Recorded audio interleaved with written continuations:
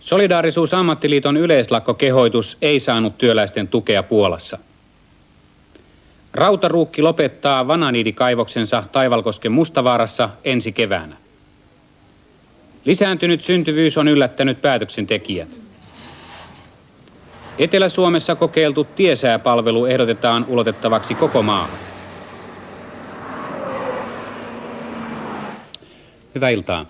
Solidaarisuus-ammattiliiton täksi päiväksi julistama yleislakko ei saanut työläisten tukea Puolassa. Liikenne- ja tuotantolaitokset pyörivät pieniä häiriöitä lukuun ottamatta normaalisti koko päivän. Puolassa järjestettiin kuitenkin joitakin mielenosoituksia sotatilaa ja solidaarisuuden lakkauttamista vastaan.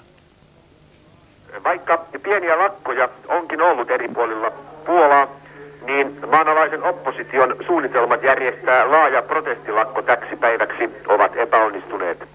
Työt ovat jatkuneet suurissa teollisuuslaitoksissa normaalisti.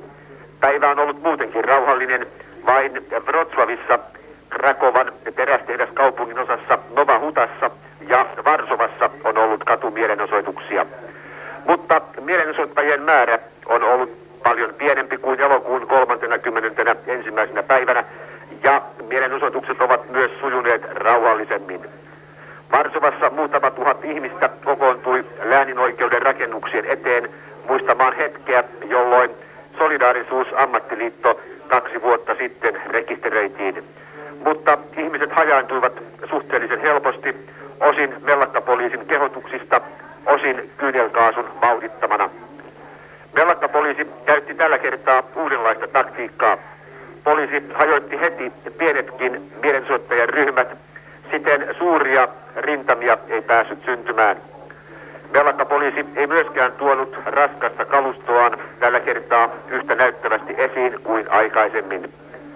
Selvä väsymys lakkoiluun ja mielenosoitukseen näkyi jo ennen keskiviikkoa. On ilmeistä, että ihmiset haluavat tilanteen rauhoittumista ja sitä tietä sotatilan asteittaista purkamista. Hallitus on sitonut mahdollisuuden sotatilan lakkauttamiseen hyvin kiinteästi tämän päivän tapahtumiin. Toisaalta on sanottava, että solidaarisuus on yhä suuremmassa määrin muuttumassa myytiksi, joka elää ihmisten mielissä, mutta joka ei enää ohjaa ihmisten toimintoja. Ammattiyhdistykset eri puolilla Länsi-Eurooppaa ovat järjestäneet tukitoimia solidaarisuuden julistamana lakkopäivänä. Useissa maissa on ollut työnseisauksia, lisäksi on kieltäydytty rahtaamasta Puolaan matkaavia laivoja ja lentokoneita. Ruotsin uusin sosiaalidemokraattinen hallitus on esitellyt laajan talousohjelman. Palmen hallitus lupaa korottaa työttömyyskorvauksia ja lapsilisiä. Lisäksi se aikoo poistaa edellisen hallituksen voimaan saattamat sairasvakuutuksen karenssipäivät. Investointien lisäämiseen Ruotsin hallitus suuntaa hiukan yli 2 miljardia markkaa. Työttömyyden torjuntaan sijoitetaan lähes 3 miljardia markkaa. Tavoitteena on, että työttömyys ei kasvaisi ensi vuonna. Rahaa Ruotsin hallitus aikoo hankkia korottamalla liikevaihtoveroa, omaisuusveroa sekä perintö-, lahja- ja videoveroa. Madridin seurantakokous saattaa jäädä odotettua lyhyemmäksi. Sveitsin edustaja sanoi tänään, että suurvaltaliittoutumien jatkuva vastakkainolo estää tuloksiin pääsyn. Sen vuoksi olisi lähipäivinä harkittava, kannattaako konferenssia jatkaa vai olisiko suotavampaa päättää noin vuoden tauosta. Tšekoslovakian edustaja ilmoitti tänään, että länsivaltojen eilen esittämiä ihmisoikeuksia koskevia lisäyksiä päätösasiakirjaluonnokseen ei voi hyväksyä. Persianlahden maiden johtajat ovat Saudi-Arabian kuninkaan Fadin johdolla keskustelleet Iranin ja Irakin yhä kiihtyvästä sodasta. Persianlahden öljymaat ovat 2 vuotta kestäneessä sodassa tukeneet Irakia ja ne ovat seuranneet hyvin huolestuneena Iranin viimeaikaisia sotamenestystä. Iranin sodanjohto on uhannut, että sen joukot etenevät aina Irakin pääkaupunkiin asti, jos Irak ei taivu Iranin rauhanehtoihin. Iranin joukot tunkeutuvat viikon alussa Irakin puolelle ja alueella on käyty viime päivinä kovia taisteluja. 4 onnistuneen koelennon jälkeen Yhdysvaltain avaruussukkulan on määrä lähteä huomenna ensimmäiselle säännönmukaiselle lennolleen.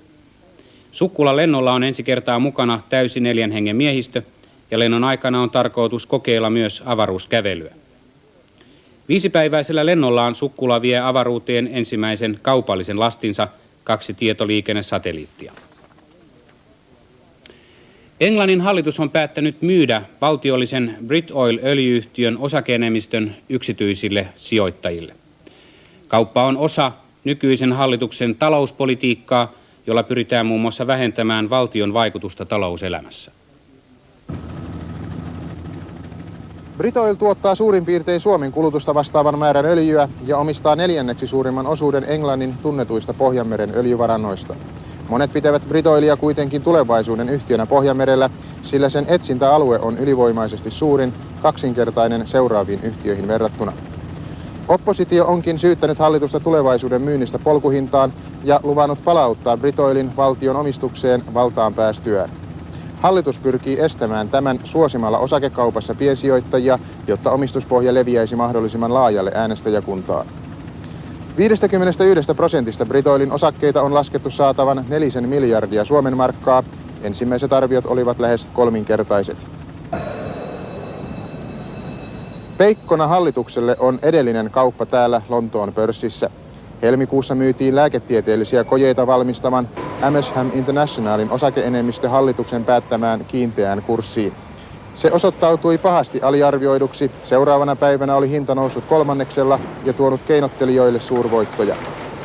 Tähän mennessä on konservatiivihallitus myynyt 5 valtionyhtiön osake-enemmistön yksityisille.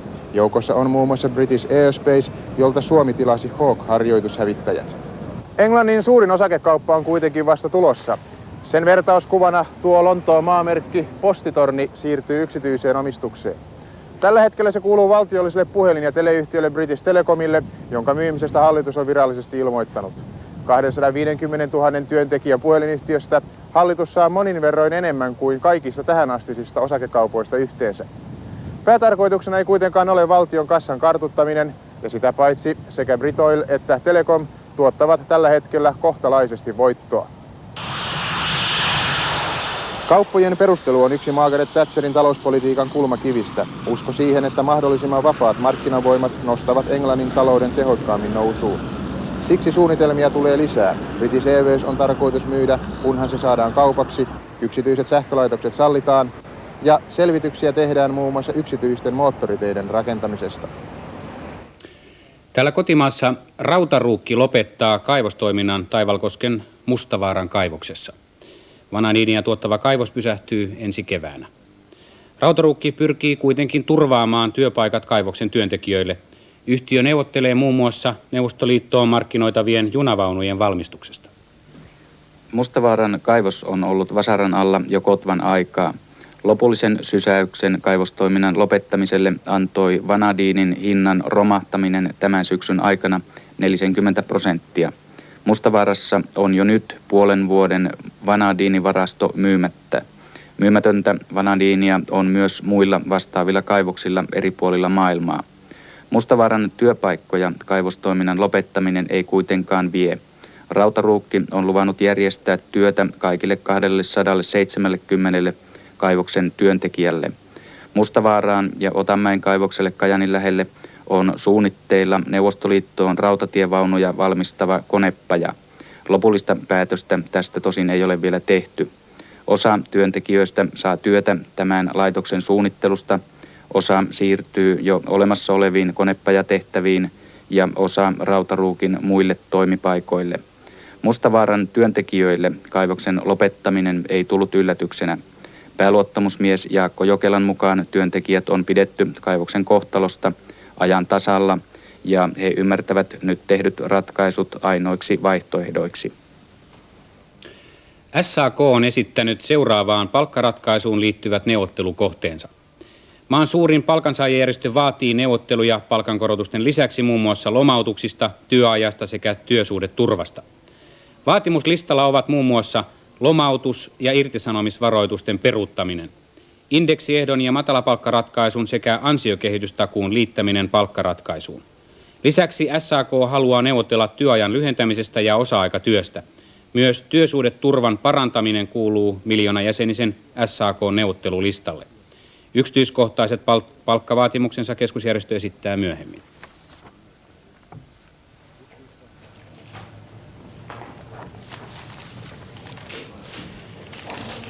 Työmarkkinajohtajat ovat illansuussa selvittäneet hallituksen edustajille näkemyksiään seuraavasta tuloratkaisusta. Hallituksen ministeriryhmä selvittää samalla sosiaalipakettiin ja maatalouteen investointivarauksiin liittyviä erimielisyyksiä. Ministerit eivät ole toistaiseksi löytäneet näissä asioissa ratkaisua. Ensimmäisenä valtiovarainministeri Ahti Pekkalan johtama ministeriryhmä kuuli SAK:n johtokaksikon näkemyksiä tuloratkaisusta hallituksen ministerityöryhmälle. Minkälainen SAK-valmius vakautusratkaisuihin on? Meiltä todella tiedusteltiin sitä, että mikä on työmarkkinapoliittinen tämänhetkinen tilanne ja vaikuttaako meiltä siltä, että tarvittaisiinko tähän jotain selvittely- tai sovittelumiestä. Mikä oli vastauksena? Totesimme, että SAK:n hallitus on tänä päivänä kiinni lyönyt omat esityksensä ja tavoitteensa yhtäältä työnantajajärjestöille ja toisaalta myöskin esityksen valtioneuvoston suuntaan, minkä me näkisimme edesauttavan seuraavaa tuloratkaisua. Ja valmiutemme neuvottelujen edelleen selvittelyvaiheen jatkamiseen on entisestään parantunut. Mutta tarvitaanko tuollaista selvitysmiestä vielä tässä vaiheessa? En näe, että tarvittaisiin selvitysmiestä ainakaan tässä vaiheessa ja toivon mukaan ei tämän jälkeenkään vaan. Osa työmarkkinaan etujärjestöistä oli valmis siihen, että erillinen tulopoliittinen selvitysmies nimitettäisiin neuvottelujen vetäjäksi. Osa järjestöistä vastustaa ajatusta ainakin vielä toistaiseksi. Kumi- ja Nahkatyöväenliiton vaalien ääntenlaskenta on parhaillaan meneillään. Äänistä on laskettu vajaa puolet. Tämän johdosta ei vielä tiedetä, pysyykö liitto kansandemokraattien ja kommunistien käsissä vai siirtyykö valta sosiaalidemokraateille. Edellisissä Kumi- ja Nahka-alan työntekijän vaaleissa kansandemokraatit voittivat vain 25 äänellä. Tämänkertaisten vaalien äänestysprosentti on noin 70. Lopulliset tulokset ovat selvillä huomenna. Jyrkkään nousuun kääntynyt syntyvyys aiheuttaa huolia maan hallitukselle. Parhaillaan ensi vuoden budjettirahoitusta pohtiva hallitus joutuu etsimään yksin äitiyspäivärahoihin 600 miljoonan markan lisäsumman. Perhepoliittista linjaansa päätöksentekijät eivät kuitenkaan halua muuttaa. Neuvoloissa ja synnytyslaitoksilla on nyt kiire lisääntynyt. Pitkään itketty huoli Suomen suvun sukupuuttoon kuolemisesta on osoittautumassa katteettomaksi. Kun viime vuosina syntyvyys on ollut tasaisesti noin 63 000, on tänä vuonna vastasyntyneitä jo 65 000. Ensi vuodeksi ennustetaan 70 000 uutta vauvaa. Lähtömerkin tälle ilmiölle antoi vuoden takainen perhepoliittinen ratkaisu. Lasten hankkiminen tuli kannattavammaksi ja kiire synnytyslaitoksille alkoi 40-luvun lopun tapaan. Pienet vauvat yllättivät myös päätöksentekijät. Rahaa äitiyspäivärahoihin tarvitaan aikaisempaa enemmän. Yllätys oli sekin, että uudet äidit olivat arvioitua parempituloisia. Lisäksi isät ovat entistä enemmän jääneet isyyslomalle. Tarvittavan päivärahan loppusumma on kasvanut. Kaikki tämä on ahtanut hallituksen tilanteeseen, jossa ensi vuonna tarvitaan ylimääräistä budjettirahaa yksin uusille vauvoille noin 600 miljoonaa markkaa. Ja samalla sairausvakuutusmaksujen tuotto on pienentynyt 800 miljoonalla markalla devalvaatioratkaisun takia. Pääministeri Kalevi Sorsan mukaan ei kukaan vuosi sitten osannut uskoa, että syntyvyys kääntyy näin rajuun nousuun. Samoin mahdollinen osasyy yllättävään rahapulaan on laskuvirhe Kansaneläkelaitoksen laskelmissa. Kelan pääjohtaja Jaakko Pajula ei halua antaa asiasta lausuntoaan. Laskelmat ovat vielä kesken ja vasta niiden valmistuttua puhutaan. Nykyiseltä yllätyksiä tuoneelta linjalta hallitus ei kuitenkaan aio perääntyä. Neuvotteleehan ministerityöryhmä parhaillaan myös lapsilisien korottamisesta. Mistä rahat siihenkin, se on taas päätöksentekijöiden päänsärky, ei tulevien eläkkeiden maksajien. Arkkipiispa Jon Wikströmin mielestä myös poliittiset tunnukset pitäisi sallia seurakuntavaaleissa. Arkkipiispan mielestä on tärkeää, että vaalit käydään yleensä selvien tunnusten merkeissä. Ensi viikon vaihteessa alkavat seurakuntavaalit käydään kuitenkin entiseen tapaan ilman tunnuksia. Ehdokkaita vaaleissa on yli 30 000. Näistä 30 000 siis valitaan maamme seurakuntien kirkkovaltuustojen jäsenet. Tämän lisäksi ovat seurakuntayhtymät, niitä on 169 seurakuntaa. Siellä valitaan valtuuston lisäksi myös erillinen seurakuntaneuvosto. Äänioikeus on ennen tämän vuoden alkua 18 vuotta täyttäneellä konfirmoidulla seurakunnan jäsenellä siinä seurakunnassa, missä hän oli kirkonkirjoilla viime kesäkuun viimeisenä päivänä. Äänioikeutettuja on näin ollen yli 3 miljoonaa, mutta äänestysprosentti 4 vuotta sitten oli vain 18,9. Vaalijärjestelmä, missä tälläkin kerralla mennään sammutetuun lyhdyyn. Listoilla vain roomalaiset numerot onkin omiaan vähentämään innostusta varsinkin suurissa seurakunnissa. Aktiivisuuden puutteen lisäksi keskeisintä kuitenkin on, että valitsijoille jaetaan liian vähän tietoa. Pidän itsestään selvänä asiana, että äänestäjille on voitava antaa niin paljon informaatiota kuin mahdollista ja tunnusten käyttäminen lisäisi informaatiota. Monet ovat tottuneet poliittisiin tunnuksiin muissa vaaleissa. Voidaanko tässä yhteydessä myös nämä laskea mukaan? Eli toisin sanoen, onko tuo pelko, joka tunnetaan puolueita kohtaan, nyt tässä hieman ylimitoitettu? En tiedä, onko tämä pelko ylimitoitettu. Pidän selviönä sitä, että niitä ei voida sulkea pois tässä yhteydessä. Ja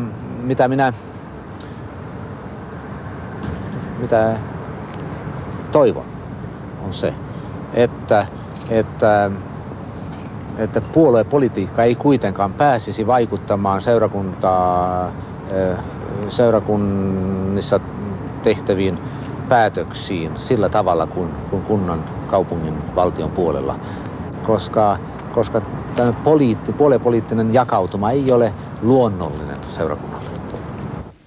Seurakuntavaaleissa voi äänestää ensi sunnuntaista lähtien. Äänten laskenta alkaa ensi viikon perjantaina.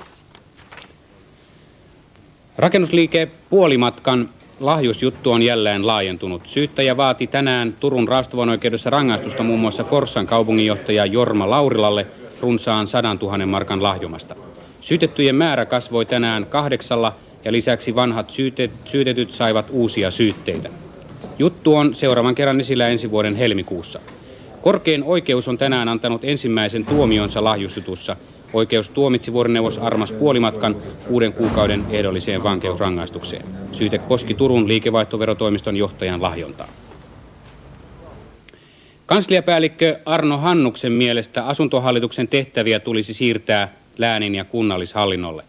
Asuntopäivillä puhuneen Hannuksen mukaan asuntohallituksesta pitäisi muodostaa lähinnä tutkimus-, suunnittelu- ja kehittämistehtäviin omistautuva virasto.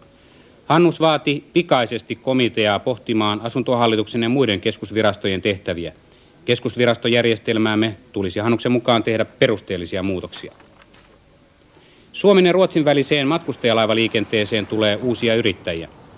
Helsinkiläinen varustamo Merenkurkun linja-osakeyhtiö aloittanee ensi kesänä laivaliikenteen Vaasan läheltä Alskatista Uumajaan. Mustasaaren kunnan varustamolle alustavasti lupaama satamapaikka sijaitsee noin 20 kilometrin päässä Vaasasta. Ympäristöhaittoja aiheuttanut Lipeälampi Lievestuoreella aiotaan puhdistaa ainakin osaksi. Lipeälampi on syntynyt vanhan selulosatehtaan jäteliemistä, jotka nyt jo vuosia ovat valuneet alapuoliseen vesistöön. Lievestuoreen Lipeälammen puhdistamistoimista ovat paikkakunnan asukkaat halunneet saada tarkkaa tietoa. Sitä jaettiin nyt, kun ongelmaan paneutuvia kansanedustajia kävi paikalla. Lievestuoreen Lipeälammen vesi on siksi tummaa, että se varmaan ei kelpaa kenellekään juotavaksi, vaikka sitä Helsingin vieraille näytömielessä tarjottiinkin. Eduskunnan valtiovarainvaliokunnan maatalousjaosto ja vesihallituksen johto oli kutsuttu tutustumaan käytännössä pieneen, mutta periaatteessa suureen ongelmaan. Ensi vuoden valtion tulo- ja menoarviossa on 350 000 markan määräraha, jolla on tarkoitus ratkaista vanhan selluloosatehtaan 3 vuosikymmenen aikana aikaansaama saasteongelma, lopettaa padotun Lipeälammen myrkkyjen valuminen alapuoliseen Toivakan vesistöön. Puhdistus tapahtuu polttamalla energiaksi tästä lammesta pahinta pohjaliitettä 4000 kuutiota Lievestuoreen nykyisen sellutehtaan haihdutus- ja polttolaitoksessa. Lampeen jää vielä lähes 90 000 kuutiota jätevettä, joka sisältää 200 tonnin verran lipeää kiintoaineena. Paikalliset asukkaat kysyvät nyt, mitä sille tehdään. No meidän tarkoituksenamme on tietenkin jonkin aikaa seurata, mitä sille tapahtuu. On monta mahdollisuutta. Eräs on se, että toistetaan vielä tämä pumppaus, otetaan vielä kerran sieltä väkevöitynyt osa ja mahdollisesti loppu voidaan jo käsitellä tässä. Sitten on muitakin mahdollisuuksia tietysti kuljettaa tätä johonkin pois. Tähän lampeen jää siis 86 000 kuutiometriä vettä, joka sisältää 200 tonnia kiintoaineena tuota lipeää eli saastetta. Voitteko te antaa takeet siitä, että tätä jätevettä ei kuljeteta tuonne Lievestuoreen järveen, kuten paikalliset asukkaat pelkäävät? Voin antaa takeita ainoastaan siitä, että asia huolellisesti tutkitaan ja selvitellään ja ratkaisu, johon pyritään, on vesiensuojelullisesti paras mahdollinen. Etelä-Suomessa muutaman vuoden kokeiltu tiesääpalvelu on osoittautunut erittäin toimivaksi. Asiaa tutkinut työryhmä haluaakin ulottaa palvelun koskemaan koko maata vuosikymmenen loppuun mennessä. Tällä hetkellä maassamme on 4 toimivaa tiesääasemaa. Tässä niistä 1 Tarvontiellä Helsingin Huopalahdessa. Asemalla ovat tuulen voimakkuus- ja suuntamittarit. Tien yläpuolella mittaavat erityislaitteet ja lämpötilaa ja ilman kosteutta. Lähempänä tienpintaa mitataan jälleen lämpötilaa sekä näkyvyyttä. Lisäksi asfalttiin on upotettu mittauslaitteita eri syvyyksiin kertomaan lämpötilan muutoksista. Tiesääasemien tiedot tulevat tänne Ilmatieteen laitokselle, jossa tietokone analysoi ne. Miltä se tilanne Huopalahdessa tällä hetkellä näyttää? No, siellä vallitsee kesäkeli. Ei ole mitään talvisista olosuhteista tietoakaan tässä vaiheessa vielä.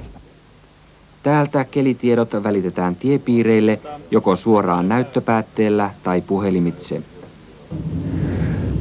Kun tiesääpalvelun avulla tien kunnossapitäjä voi ajoittaa oikein aurauksen ja liukkaiden torjunnan suolauksen ja hiekotuksen, niin tie tulee nopeasti kuntoon ja autoilija tuntee ajonsa turvallisemmaksi ja joutuisammaksi. Nyt tehdyn esityksen mukaan aloittaisi ensimmäinen tiesääpalvelun aluekeskus säännöllisen toimintansa Helsingissä jo ensi vuonna. Viimeisenä ketjuun on tarkoitus liittää Kaakkois-Suomi, sijoituspaikka on vielä avoin. Tiesääpalvelu on taloudellisesti hyvin edullista. Valmiin verkoston vuosikustannukset olisivat 3 miljoonaa markkaa.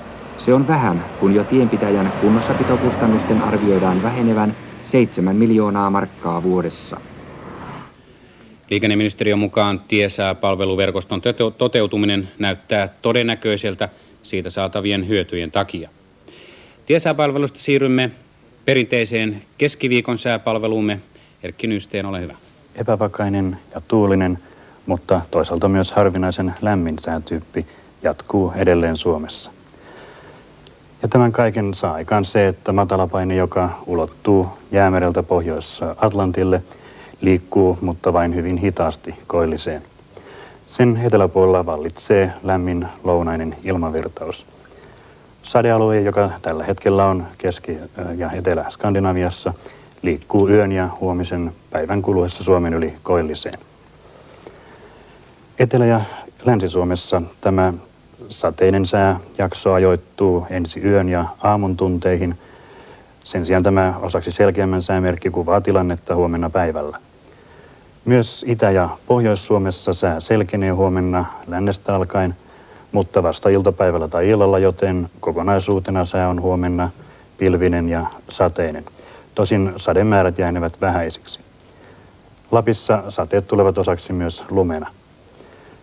Lounaistuuli voimistuu sekä maalla että merellä ja on voimakkaimmillaan Perämerellä noin 20 metriä sekunnissa, mutta kovan tuulen varoitus on voimalla myös kaikilla muilla merialueilla. Huomiset päivälämpötilat eivät sanottavasti poikkea tämänpäiväisistä, eli ovat etelässä lähes 10 astetta, maan keskiosissa 5 ja 10 asteen välillä ja Lapissa lähellä nollaa tai jonkin verran sen yläpuolella. Ja sitten muutama urheilutulos. Koripallon mestaruussarjassa helsinkiläinen Torpan pojat hävisi Kotkan Työväen Palloilijoille 87-96. Lentopallon mestaruussarjassa Lahden Kimmo voitti helsinkiläisen Poliisien palloseuran erin 3-1. Leo Palin selviytyi Helsingissä meneillään olevan kansainvälisen tennisturnauksen semifinaaliin lyötyään tänään Tanskan Peter Bastiansenin suoraan 2 erässä. Uutislähetyksemme pääaiheet tänään olivat: työt Puolassa ovat sujuneet tänään lähes häiriöittä huolimatta Solidaarisuusammattiliiton yleislakkokehoituksesta. Rautaruuki Mustavaaran kaivos lopetetaan ensi keväänä. Lisääntynyt syntyvyys on yllättänyt päätöksentekijät. Tässä uutislähetyksemme tänä iltana. Kuvaruutuihin palaamme jälleen huomenna alkuillasta kello 17.55. Näkemiin.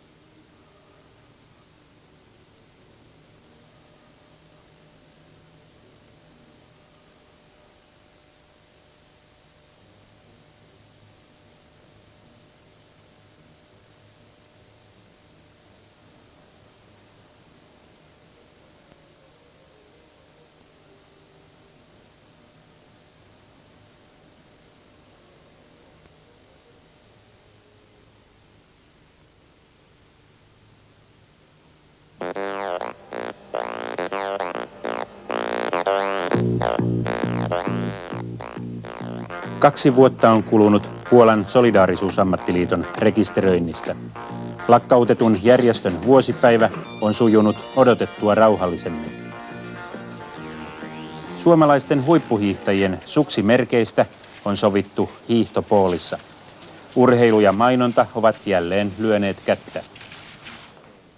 Miljoonalla suomalaisella on mahdollisuus sairastua allergiaan. Moni sairastuu tiedonpuutteen vuoksi.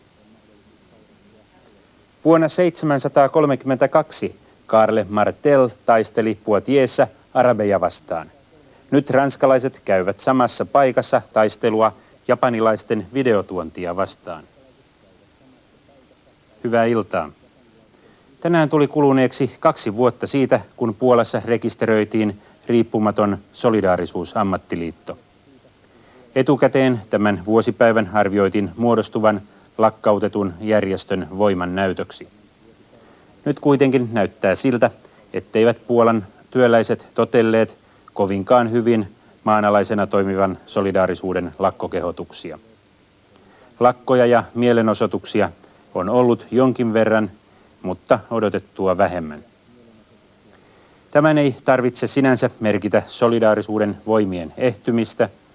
Hallituksen voimasta se kyllä kertoo.